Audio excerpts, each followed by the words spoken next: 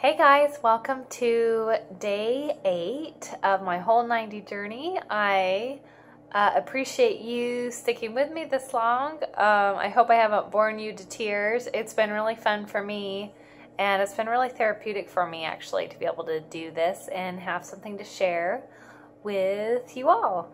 And today I have made it through my first week. I only have to do this. Oh, I don't want to do the math with that, but when I get to day 10, I only have to do 10 more days, 8 more times. So I totally got this, right? So what I wanted to share today, though, with being on day 8 and getting through my first week, I wanted to share the top 5 things I've learned in week 1 of my Whole90 journey.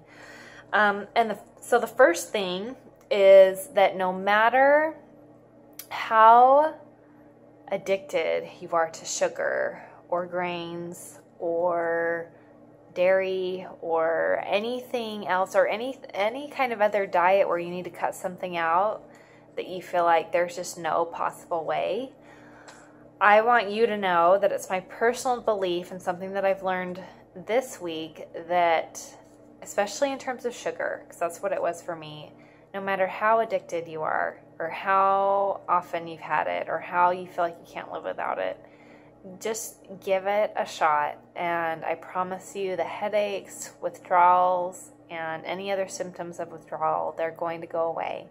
And that you can do this. If I can do it, seriously, you guys, if I can do it, you can do it too. I definitely experienced that. The first few days was major, well, not major headaches, but like subtle headache the whole day. And I took some essential oils to help. I'll have to share my tip with that too. But anyway, it was pretty kind of brutal. I was like, why did I eat sugar? Why am I doing this? But, it's been a week now and I feel better and I don't have any desire to eat any more of the sugar. So I just really feel like people need to know that if you've been on the fence, wondering if you could really handle it, you totally can. You just have to believe in yourself, and you do have to have some willpower for the first few days, but after that, you're going to be golden. So that's my first thing I learned. Number 2 is that changing your food habits is so much more than just changing your food habits. Our food habits are really deep rooted in our culture and in our emotions, and it's just so much more deeper than just something we choose to eat. And so that's why it makes it really difficult to change sometimes, and why when we change something and take something out of our body that it's been used to having, why we have that great physical reaction, and then sometimes it becomes an emotional thing because maybe we've been eating emotionally.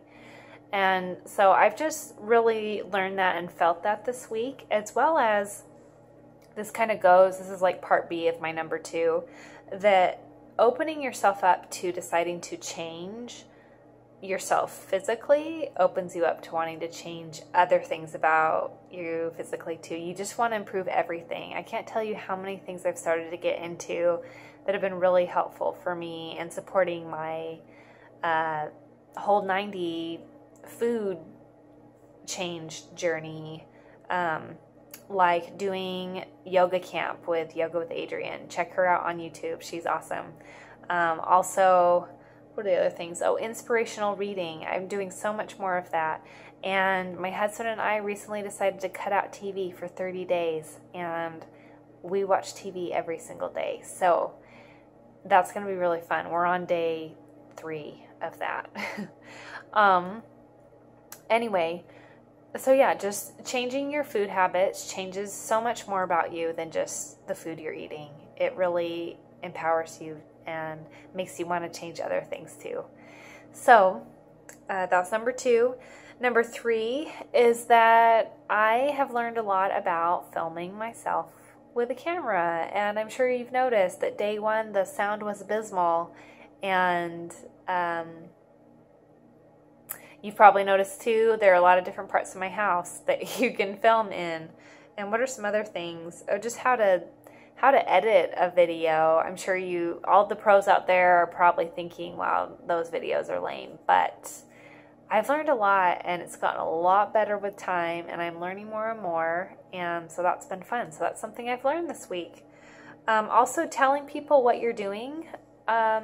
If you're doing a challenge or a Whole30 or whatever you're doing, telling people about it is really, really helpful.